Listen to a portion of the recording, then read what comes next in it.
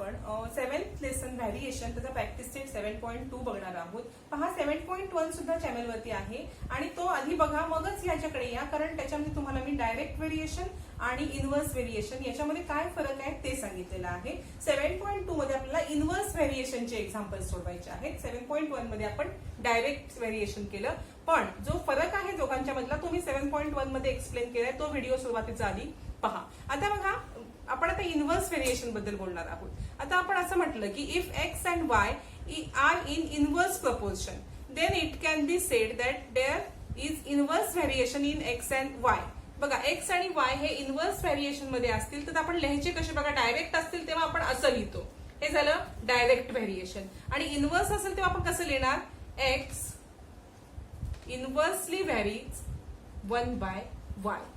पहा हे inverse variation आहे या दोघांच्या मध्ये, बरोबर. आणि आता इक्वेशन कसं लिहिणार आपण, the equation of variation is, पहा के हा कॉन्स्टंट आहे, आपण घेतो के कॉन्स्टंट.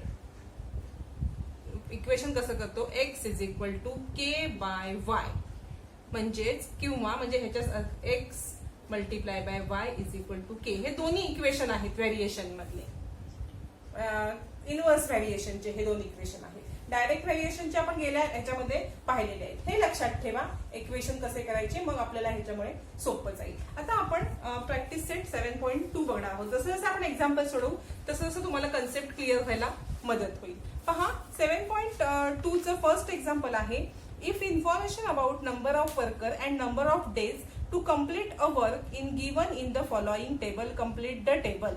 म्हणजे नंबर ऑफ वर्क आणि त्यांना किती दिवस लागतात. बघा इनव्हर्सचं एक्झाम्पल आहे. हे कसं आपण ओळखतो, जेव्हा एक एक्स हा आपण ह्याला आता n present number of work हा एन आहे, डी प्रेझेंट डेज. जसे एन वाढतील तसे डी कमी होतील. पहा 30 वर्कर्स आहेत, वर्कर 30 असतील, डेज 6, वर्कर कमी झाले, दिवस वाढले, म्हणून हे इनव्हर्स व्हेरिएशन आहे. डायरेक्ट व्हेरिएशन मध्ये काय होतं, जेव्हा वरची राशी म्हणजे तर बघा एक बुकची किंमत 3 रुपये, 2 बुकची 6 रुपये, 3 बुकची 9, हे झालं डायरेक्ट. वरची किंमत वरची आकडा वाढला, खालचा सुद्धा वाढतो. इथे उलट आहे, वरचा नंबर वाढतोय 36, वरचा नंबर कमी झाला, खालचा नंबर वाढतोय. हे आहे इनव्हर्स व्हेरिएशन.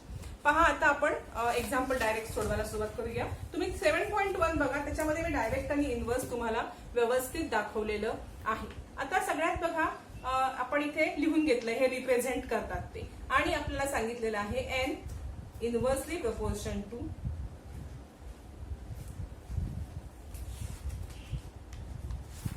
डी. डी म्हणजे प्रेझेंट डे. आता बघा के, आपण आता के कॉन्स्टंट के काढणार आहोत, म्हणून एन मगाशी तुम्हाला सांगितल्याप्रमाणे के डी किंवा n multiply by d is equal to k. हे काढलं आपण equation where k is constant. इथे लिहायचं आहे के इज कॉन्स्टंट. आता ह्या दोन इक्वेशन पैकी कोणतंही एक इक्वेशन तुम्ही तुमच्या ह्याच्यात घेऊ शकता. आपण सध्या आता हे घेऊया. याच्यामध्ये पहिले या किमती टाकून घेऊया. पहा के इज इक्वल टू एन आहे तुमचा 30 मल्टिप्लाय बाय 6, म्हणून के इज इक्वल टू 180. आता 180 ची किंमत याच्यात टाकून घ्यायची आहे या इक्वेशन मध्ये, म्हणजे बघा काय होईल, n multiply by d is equal to 180. हे आता इक्वेशन मिळालेलं आहे. ह्या इक्वेशनचा उपयोग करून तुम्ही हे एक्झाम्पल काढणार आहात. सगळ्यात पहिलं हे घेऊया. बघा याच्यामध्ये एन फाइंड करायचं आहे, डी आहे 12. एन मल्टिप्लाय बाय डी ची किंमत 12 टाकली इथे. हे इक्वेशन हे आपण लिहून घेऊया आधी वाटल्यास. आता याच्यात आपण किंमत टाकूया. एन मल्टिप्लाय बाय डी ची किंमत 12 is equal to 180. N is equal to 180 divide by 12. N ची किंमत आलेली आहे 15. इथे किती आली, 15. हे फर्स्ट झालं. आता सेकंड पहा, सेकंड मध्ये पण आपण परत एक्झाम्पल इक्वेशन लिहून घेऊया, बरोबर. आता ह्याच्यामध्ये एन दिलाय आणि डी फाइंड करायचा आहे, बरोबर. म्हणून आपण एन ची किंमत लिहिली 10, डी तुमचं काढायचं आहे 180. D is equal to 180 by 10. D is equal to आला 80, तो आपण इथे लिहिला. आता थर्ड एक्झाम्पल बघा, सेम इक्वेशन लिहून घेतलं मी 180. इथे तुम्हाला डी दिलेला आहे, एन फाइंड करायचं आहे. 36 is equal to 180. n is equal to 180 divided by 36. n is equal to 5. आपण इथे 5 डिवाइड. पहा, अशा पद्धतीने हे सोडवायचं आहे. हे इक्वेशन सगळ्यात पहिलं फाइंड करायचं आहे. हे इक्वेशन फाइंड झालं की पटापट पुढची एक्झाम्पल सोडवता येतात. नेक्स्ट बघूया आपण. फाइंड, बघा सेकंड क्वेश्चन आहे, find the constants of variation and write the equation of variation for every example. 4 example दिलेत आपल्याला इथे आणि प्रत्येक एक्झाम्पल मध्ये कॉन्स्टंट के फाइंड करायचा आहे आणि फक्त इक्वेशन फाइंड करायचं आहे. चला तर मग सुरुवात करूया. पहिलं आहे p inverse vary to 1 by k. P is equal to 15, q is equal to 4. काय करायचं आपण इथे बघितलेलं आहे आपण p is equal to k by q, बरोबर, किंवा p multiply by q is equal to k. याच्यामध्ये किमती टाकून घेऊया. 15 multiply by 4 is equal to k. K is equal to किती आला आपला पहा, के इज इक्वल टू आला 60. कॉन्स्टंट 60 आला. आता ह्या 60 ला आपण या इक्वेशन मध्ये टाकूया. हे आपला कॉन्स्टंट आला, फर्स्ट आपला आन्सर कॉन्स्टंट, आणि p multiply by q is equal to 60 हे आपलं इक्वेशन आलं. इथे आपण लिहायचं आहे सो कॉन्स्टंट इज के आणि इक्वेशन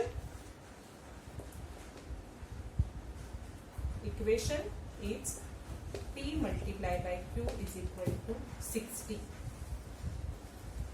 सेम इथे तसंच करायचं आहे. Z is equal to K by W. पहा, म्हणजेच Z multiply by W is equal to K. किमती टाकून घेऊया. Putting value in this equation. 2 multiply by 5 multiply by 24. हे 24 आहे. हा, हे 24 is equal to K. K is equal to, इथे पण आपला आन्सर काय आलेला आहे 60, बरोबर. आता ह्या 60 ची किंमत परत या ह्याच्यात घालायची आहे. Z multiply by W is equal to 60 आणि हे आपलं आलेलं आहे इक्वेशन. या आला कॉन्स्टंट म्हणून इथे लिहायचं कॉन्स्टंट इज के आणि इक्वेशन कॉन्स्टंट इज 60 आणि equation is Z multiply by W is equal to, इथे खाली लिहूया, Z multiply by W is equal to 60. पहा, आता आपण थर्ड. पहा, थर्ड आहे. आपण हे एक्झाम्पल लिहून घेतलं. इथे पण आपण सेम करणार.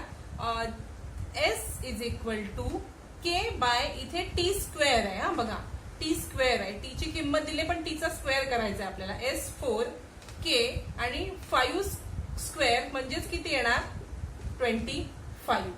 किंवा आपण हे असं लिहितो बघा, S is equal to k by t square म्हणजेच S multiply by t square is equal to k, बरोबर. आता आपण ह्याच्यात किमती टाकूया. 4 multiply by 5 square is equal to K.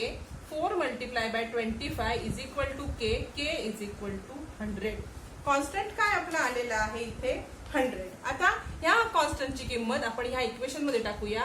S multiply by t square is equal to 100. Constant आपला आला 100 आणि constant is 100. Equation is S multiply by t square is equal to 100. हे झालं थर्ड. आता आपण फोर्थ बघूया. फोर्थ काय दिलेलं आहे, x directly inverse vary to 1 by y square. आता आपण इथे काय करणार, किमती घेऊया. x is equal to k by, बघा इथे आपण लिहून घेतलेलं आहे. आता आपण काय करणार, इथे बघा आपण इथे रूट मध्ये y लिहून घेतलेले आहे. x multiply by is equal to k. याच्यात किमती टाकूया 9. आता याचा आपण काय करणार, ह्याचं हे काढून टाकायचं चिन्ह आपल्याला क्यूबचं. x is equal to x ची किंमत इथे टाकायची 15. 15 multiply by 3 is equal to k. K ची किंमत किती आली इथे आपली 45. आता ही 45 ही किंमत या इक्वेशन मध्ये टाकून घेऊया. x multiply is equal to 45. Constant is 45 and equation is x multiplied by 2y is equal to square root y is equal to 45. हे झालं आपलं आन्सर. हा झाला आपला क्वेश्चन सेकंड. आता आपण क्वेश्चन थर्ड बघूया. थर्ड एक्झाम्पल आहे, the box are to be filled with apple in a heap.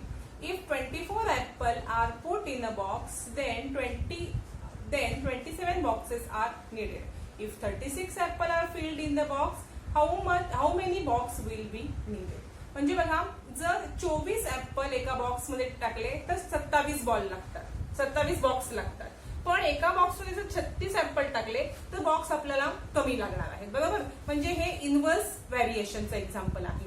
म्हणून आपण इथे लिहून आधी बघा, x represent number of apple, Y represent box, बरोबर. इथे लिहून घेतलं x inversely proportional to 1/y, बरोबर. आता इथे आपण के कॉन्स्टंट घेतला नेहमीप्रमाणे आणि इथे हे एक्सप्रेशन तयार करून घेतलं, x multiply by y is equal to k. K is constant. आता ह्याच्यामध्ये आपण एक्स आणि वायच्या किमती टाकूया. बघा इथे म्हटलेलं आहे 24 मल्टिप्लाय बाय 27. 24 ऍपल टाकले तर 27 बॉक्स लागतात इज इक्वल टू के. म्हणून के इज इक्वल टू आपला आलेला आहे इथे बघा 648. के आपला आलेला आहे 648, बरोबर. आता आपण काय करायचं आहे, सबस्टिट्यूटिंग के इन इक्वेशन. हे आपलं बघा, हे इक्वेशन 1 आलं. आता इथे आपण put the value of k in equation 1, बरोबर. आता आपण हे equation x multiply by y is equal to 648 हे आलं आपलं इक्वेशन. आता ह्या इक्वेशन मध्ये आपण काय सांगितलं, if 36 apple are fill in the box, how much box will be needed. म्हणजे इथे एक्स आला आपला 36 आणि वाय काढायचा आहे तुम्हाला. या equation putting value of x in equation, हे बघा हे आपलं इक्वेशन आलं 2 इन इक्वेशन 2. इक्वेशन 2 लिहून घेऊया. X multiply by y is equal to 648. 36 multiply by y is equal to 648. Y is equal to 648 divide by 36. Y is equal to किती येणार 18. Answer लिहूया. If 36 apple are filled in box, then 18 boxes are required. समजते का काय केलंय? एकदम सोपं आहे, काहीही अवघड नाही आहे. आता आपण फोर्थ एक्झाम्पल सॉल्व्ह करूया. तर हा फोर्थ एक्झाम्पल आहे, write the following statement using the symbol of variation. The first आहे, the wavelength of sound l and its frequency f are in inverse variation. L and f is in inverse variation. फक्त लिहायचं आहे, कसं लिहितो आपण, L inverse variation with 1/f. तसंच second example आहे, the intensity of eye of light varies inversely with the square of distance d of a screen from the lamp. I and d is inversely proportional म्हटलेलं आहे. I inversely proportional with d square म्हटलेला आहे. Square of distance म्हणजे d square. हा आहे fourth. आता आपण fifth example बघूया. फिफ्थ आहे, x is inversely proportion with 1/√y. When x is equal to 40 and y is equal to 16, बरोबर, हे असं दिलेलं आहे. आणि फाइंड काय करायचं आहे, if x is equal to 10 find y is equal to what हे काढायचं आहे आपल्याला. आपल्या नेहमीची पद्धत आपण इथे k घेणार is equal to k by y, म्हणजे x multiply by y is equal to k. Equation 1 हे झालं आपलं इक्वेशन 1. k इज कॉन्स्टंट, बरोबर. आता आपण काय करणार, putting value of x and y in equation 1. बघा, x 40 y 16, k किती आला आपला इथे, k is equal to, k ची व्हॅल्यू आपली आलेली आहे बघा, सॉरी इथे आपल्याला चुकलेलं आहे थोडंसं. बघा इथे आपण हे आहे स्क्वेअर रूट आहे तो घ्यायला विसरलेलो आहोत, म्हणजे इथे स्क्वेअर रूट येणार आहे. 40 multiply by 4 is equal to k, म्हणून k इज इक्वल टू 160, बरोबर. आता putting value of k in equation 1. आता बघा इक्वेशन 1 मध्ये x multiply by square root y is equal to 160. हे झालं इक्वेशन 2. आता काय करायचंय आपण ह्या व्हॅल्यू आता परत इथे equation 2 putting value of x in equation 2. Equation 2 मध्ये व्हॅल्यू टाकायची आहे. x मल्टिप्लाय बाय म्हणजे इथे x ची किंमत किती आहे 10 multiply by square root y is equal to 160. Square root y is equal to 160 divide by 10 in square root y is equal to 60. y is equal to 4. आपला answer आलेला आहे इथे. सॉरी स्क्वेअर रूट y म्हणजे ह्याला सुद्धा आपल्याला काय करायचंय y च्या स्क्वेअर रूट मध्ये 16 आहे म्हणून आपल्याला इथे ह्याचा स्क्वेअर काढायचा ह्याचा स्क्वेअर रूट काढायचा म्हणजेच ह्याचा स्क्वेअर करायचा आहे. y is equal to 16 square होणार आहे. कळतंय का इथे 16 स्क्वेअर करायचं आहे म्हणून y is equal to 256. Answer आपला आलेला आहे. स्क्वेअरिंग बोथ साइड या दोघांचा स्क्वेअर करायचा आहे. स्क्वेअर रूट मध्ये y आहे त्याचा स्क्वेअर केल्यावरती y येईल आणि 16 चा स्क्वेअर केल्यावरती 256 येईल. पहा इथे आपलं 5th एक्झाम्पल झालेलं आहे. आता एक लास्टचं एक्झाम्पल आहे 6 ते पण बघूया. पहा 6th एक्झाम्पल आहे x varies inversely as y. हे लिहून घेतलं आपण inversely as y. When x is 15 y is 10. बरोबर ह्या किमती आहेत आणि फाइंड काय करायचं आहे आपल्याला when x is 20 find y. हे काढायचंय y इज इक्वल टू काढायचं आहे आपल्याला. बरोबर आता हे आपण काय केलेलं आहे